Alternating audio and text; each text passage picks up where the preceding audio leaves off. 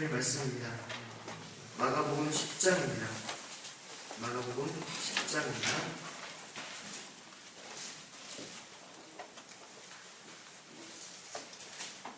1절에서 31절까지 말씀 보겠습니다. 1절에서 31절까지 말씀입니다. 우리 함께 읽어가겠습니다.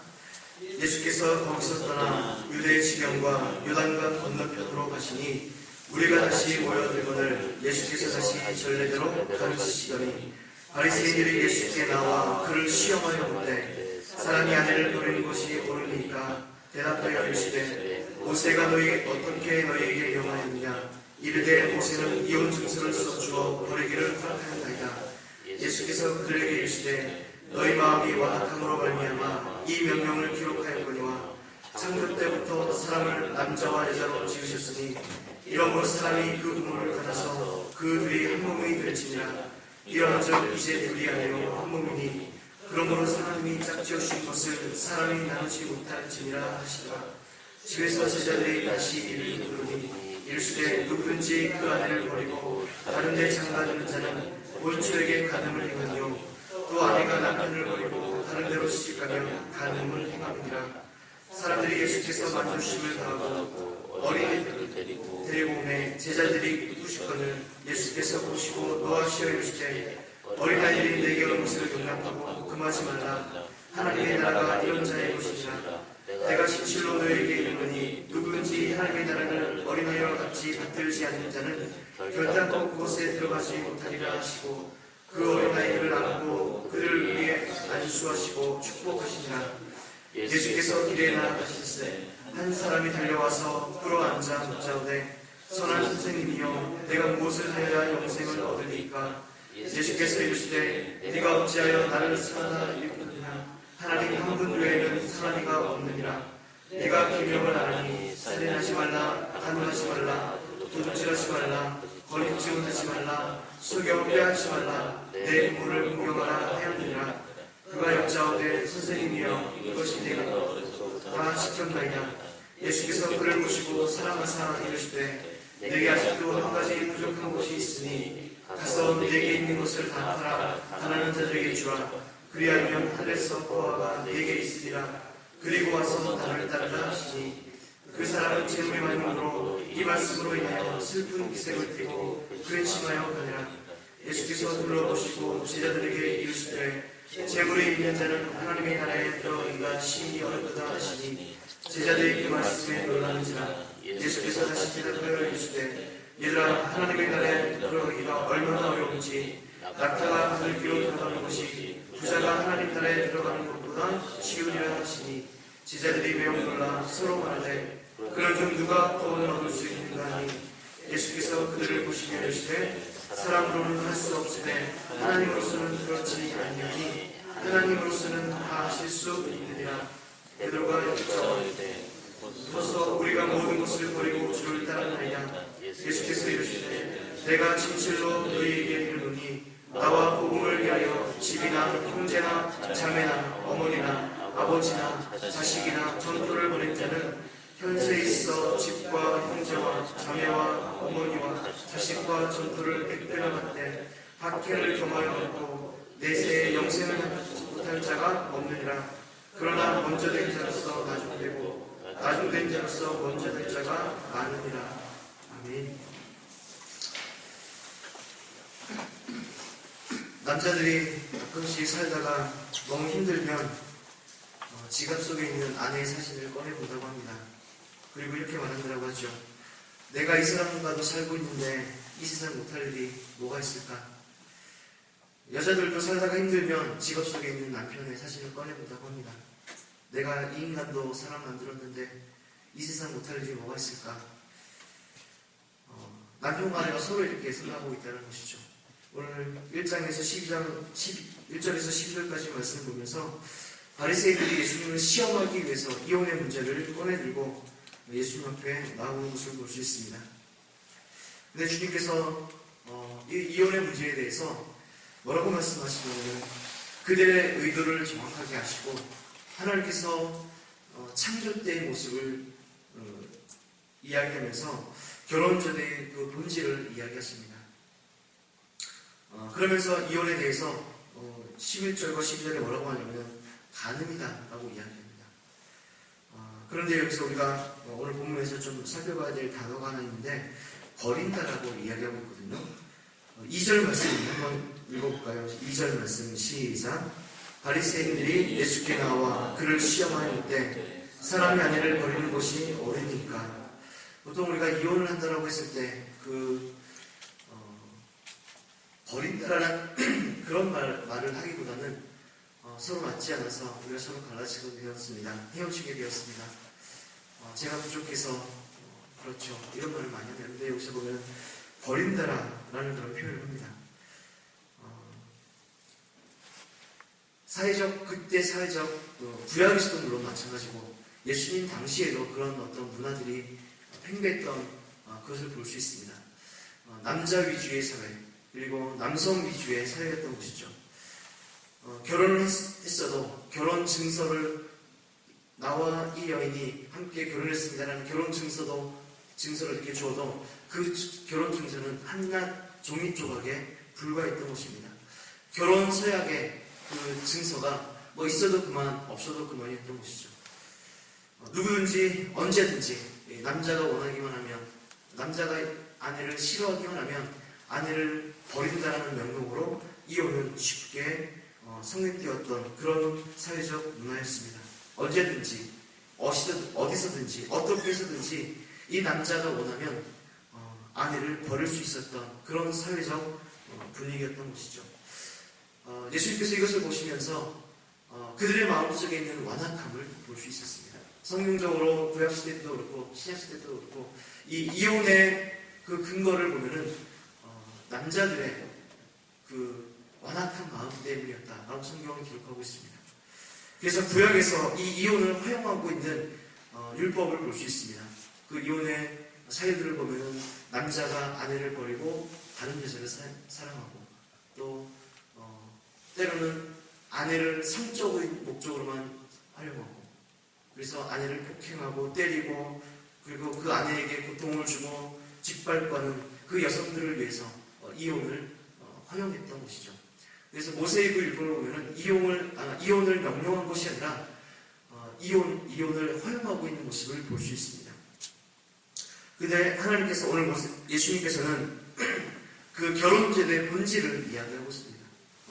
너희들이 이야기하고 있는 그 이혼이라는 단어를 꺼내고 있는데 그것은 너희들의 마음의 완악함 때문이다 라고 이야기하고 있으면서 그 이혼은 하나님께서 말씀도 하지 않으셨고 하나님께서 그 이혼을 의유한 적도 없고 계획한 적도 없다라고 예수님께서 말씀하고 있습니다. 그러면서 그 이혼에 대해서 예수님께서는 한 사람, 연합된 하나됨을 이야기하면서 힘들고 어렵고 때로는 마음이 맞지 않고 성격이 맞지 않고 때로는 살아갈 때 너무나 고통스럽더라도 예수님께서 말씀하시는 것은 이혼하지 마라 라고 이야기하고 있는 것이죠. 현 시대에 살아가고 있는 우리에게는 어쩌면 이 이혼하지 말라고 하는 이것이 우리에게는 맞지 않아 보이는 그런 말씀과 같습니다. 그러나 지금 살아가고 있는 우리에게도 예수님께서는 말씀하십니다. 남녀와 부부가 나뉠 수 없다. 그럼에도 불구하고 이 시대에 많은 그리스도인들조차도 갈라서고 헤어지는 모습이 많죠. 왜냐하면 삐뚤어진 상식 그것 때문에 그렇습니다. 지금 살아가고 있는 많은 부부들이 아내들이 힘들어하고 고통하고 있는 많은 이유 중에 하나가 이 남편들의 잘못된 성의식 그리고 어떤 가정의 가부장적인 모습으로 아내를 사랑하지 못하고 폭력과 자신의 어떤 수단으로 이 아내를 이용하고 있는 또 여기고 있는 그 많은 모습들 때문에 현 시대에도 이 이혼이 심심치 않게 벌어지고 있는 것이죠.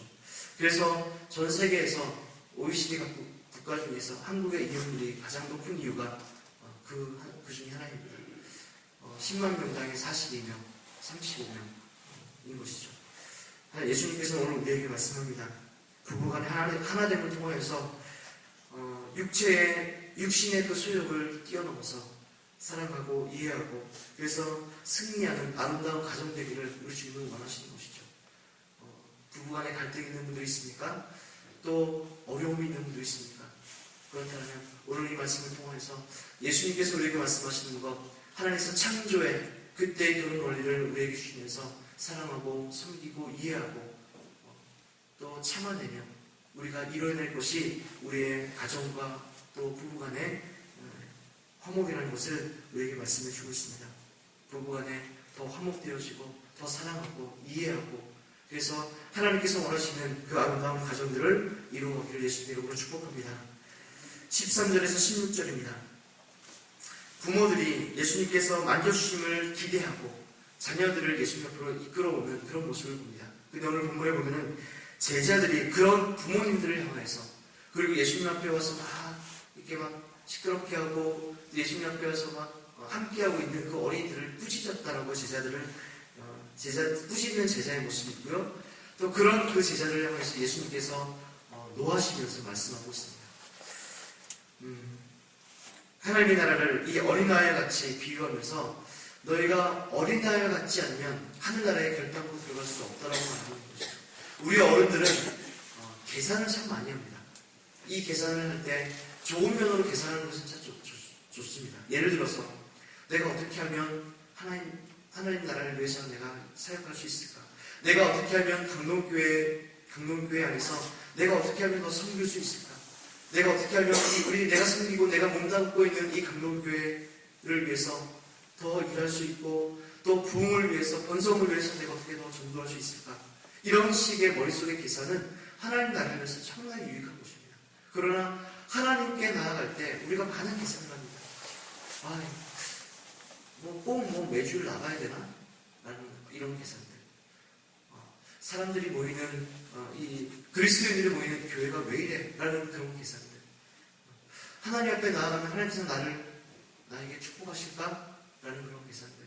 그런 계산들이 하나님 앞에 이렇게 자유롭게 나아가지 못하게 만들고, 또 우리 안에 있는 많은 생각들과 많은 어떤 전통적인 유대인들, 오늘 성경에 말하는 그 유대인들의 그런 습관들 때문에 어린아이 같지 않은 것이죠. 지난 수요일날 어린이전도협회에서 하는 그 전도대잔치 거기 다녀왔습니다.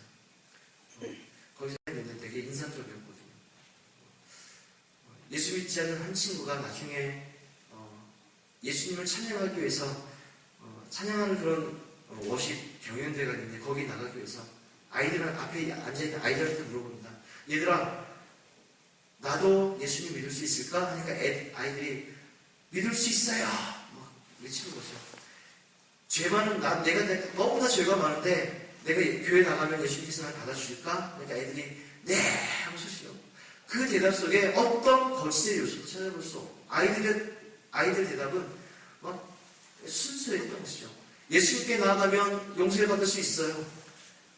죄를 많이 지었어도 교회 나가면 그 죄가 용서받을 수 있어요 라는 말을 막 소리 지르면서 얘기하는데 그 대답 가운데 불신이라는 요소를 찾아볼 수 없었던 것이죠. 오늘 말씀 보면은 15절 말씀 우리 같이 한번 읽어보겠습니다. 15절 말씀입니다. 시작. 내가 진실로 너희에게 이르노니 누구든지 하나님의 나라를 어린아이와 같이 받들지 않는 자는 결단코 그곳에 들어가지 못하게 하라. 마태복음 18장 3절 말씀에는 쉽게 뭐라고 되어 있냐면 너희가 어린아이와 같지 않으면 결단코 하나님의 나라에 들어갈 수 없다라고 이야기합니다. 어린아이의 그 습성이 뭘까요? 아까 잠깐 이제 전도협회 얘기를 했지만 예수님께 나아갈 때 그들의 숨김이 없습니다. 꾸밈이 없습니다. 예수님 앞에 나아갈 수 있고 부모님이 손을 끌고 예수님께 나아갈까? 라고 했을 때 부모님 손에 이끌려 주님 앞에 그대로 나아갈 수 있는 그런 순수한 마음들, 또 예수님을 의지하고 신뢰하는 마음들, 그리고 예수님께서 하신 그 말씀을 그대로 믿고 그대로 배우는 아이들의 마음들. 예수님께서 무리를 걸으셨어. 와 놀라면서 예수님께서 무리를 걸으셨대. 예수님께서 보시셨어. 그러면 예수님께서는 못 보시는 경우가 없으시대. 그들은 다 믿습니다. 근데 우리는 가끔씩 이제 기도하다 보면 이제 뭐 고침을 받겠어요? 이대로 살다가 죽어야죠. 예수님께서 말씀을 딱 들이대고 예수님께서는 이런 자들도 보시셨습니다. 믿고 기도하면 예수님께서 반드시 행하실 것입니다. 해도, 그냥 괜찮아요. 이렇게 어린아이가 막 열이 팍팍 끓는데 같이 기도합시다. 그러면 아니에요, 괜찮아요. 그런 분들이 상당히 많거든요. 어린아이 같이 예수님께서 고쳐줄 거야. 같이 기도할까? 그러면 어린아이들은 네 하고 이렇게 해요. 어린아이처럼 우리의 마음을 주님 앞에 그대로 내어드리고, 그래서 이 아침에도 주님, 어린아이처럼 내가 주님 앞에 간구합니다. 주님, 어린아이처럼 내가 주님 앞에 나옵니다. 하나님 나를 만나주시고 나의 간구하는 기도에 응답해 주십시오. 그렇게 어린아이처럼 주님 앞에 부르짖고 또 기도할 수 있기를 예수님 이름으로 축복합니다. 그러면 하나님께서 여러분들에게 하나님의 나라를 임하게 하실 것입니다. 마지막으로 17절에서 31절입니다. 부자 청년에 대해서 이야기합니다. 부자 청년이 아주 간절했던 것 같습니다. 17절에 예수님 앞에 달려와서 꿇어 앉아서 묻습니다. 예수님, 내가 무엇을 해야 영생을 얻을 수 있겠습니까? 라고 이야기합니다. 이 청년의 마음속에 아주 순수했던 청년이었던 것 같습니다. 순수했던 사람이었던 것 같습니다. 그 부자 청년이 예수님 앞에 달려와서, 그러면 그의 삶의 모습을 우리가 정확히 알 수는 없지만 달려와서 예수님 앞에 무릎 꿇고 예수님 앞에 간절하게 묻습니다. 내가 어떻게 하면 영생을 얻을 수 있겠습니까? 그러니까 예수님께서 뭐라고 말씀하냐면 계명을 네가 알고 있다. 이런 계명을 지켜라 라고 하니까 이 청년이 내가 어렸을 때부터 하나님의 말씀을 내 삶에 습관적으로 이렇게 들여서 그 모든 율법들을 내가 다 지켰습니다 라고 이야기하죠. 예수님께서 뭐라고 하냐면 그 청년을 보시면서 사랑스러워하십니다. 사랑하사. 여기서 이 사랑한다는 말은 그래 네가 정말 다 지켰어? 와 내가 널 정말 사랑한다. 그런 사랑의 표현보다는 긍휼하게 사랑. 그런 사랑이었던 것 같아요. 그러면서 뭐라고 얘기하면 근데 얘야 한 가지 부족한 것이 있어. 너에게 돈이 많이 있는데 그 돈을 다 가난한 사람들을 위해서 다 쓰고 사용하고 그리고 너는 와서 나를 따르라 라고 이야기하고 있는 것이죠.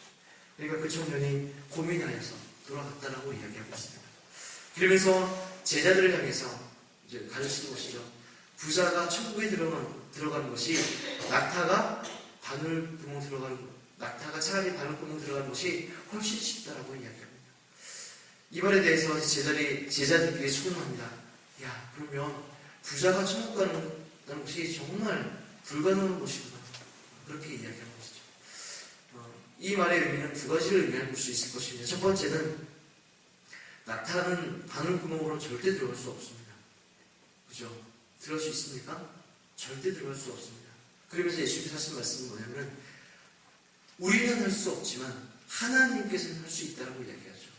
낙타가 바늘귀로 절대 들어갈 수 없다라면 부자는 천국에 결단코 들어갈 수 없다는 말입니다. 그러나 그 인간적인 모습으로는 할 수 없지만 하나님께서는 할 수 있다는 것이 뭐냐면 하나님께서 그런 부자를 만나주시면 하나님께서 그런 부자를 거듭나게 하시면 하나님께서 그런 부자들을 만나주셔서 내가 갖고 있는 이 모든 물질들이 내가 지금까지 정말 나를 위해서 썼고 나를 위해서 사용했다는 것을 깨닫게 하셔서 그 다음부터는 하나님 나라를 위해서 쓰고 하나님께서 기뻐하는데 그 돈을 쓴다면 그들이 하나님 나라에 들어갈 수 있다는 그것을 이야기할 수 있고요. 다시 말해서 아까 얘기했듯이 우리는 할 수 없지만 하나님께서 가능하다는 것을 말씀해 주고 있고 두 번째 의미는 뭐냐면 예루살렘 성에 낮에는 그 문을 열어두어서 사람들이 자유롭게 왕래할 수 있게 만들고 여러분 잘 알고 계실 겁니다.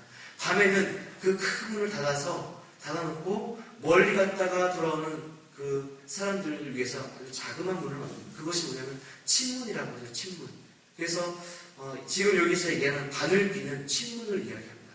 그때 그 작은 문으로 들어갈 때 사람은 쉽게 들어가지만 낙타나 나귀들은 짐을 맨 그 동물들은 들어갈 때 무릎을 꿇리고 앞에서 당기고 뒤에서 밀어가지고 겨우겨우 그 문을 들어갈 수 있거든요. 그래서 여기 보면 의도는 두 번째 의도는 그만큼 부자가 천국에 들어가기가 그렇게 쉽지 않다는 것을 이야기해주고 있습니다. 사랑하는 성도 여러분, 부자의 개념을 어떻게 이야기할 수 있겠습니까? 그러나 우리 안에 하나님 나라에 들어갈 때 부자가 천국 들어가는 것이 그만큼 어렵다. 다시 얘기해서 자기를 위해서 살아가는 사람들이 많을 것이다. 우리는 가난하고 또 없는 자들은 주님 앞에 나와서 부르짖고 기도하지만 부자들은 그들 가운데 있는 것이 너무나 많기 때문에 그것을 위해서 누리고 살아가는 사람이 너무나 많을 것이다. 그래서 하나님 나라에 들어가기가 쉽지 않다라고 이야기하고 있습니다. 오늘 말씀을 통해서 그럼에도 불구하고 하나님께서는 하실 수 있다라고 이야기합니다.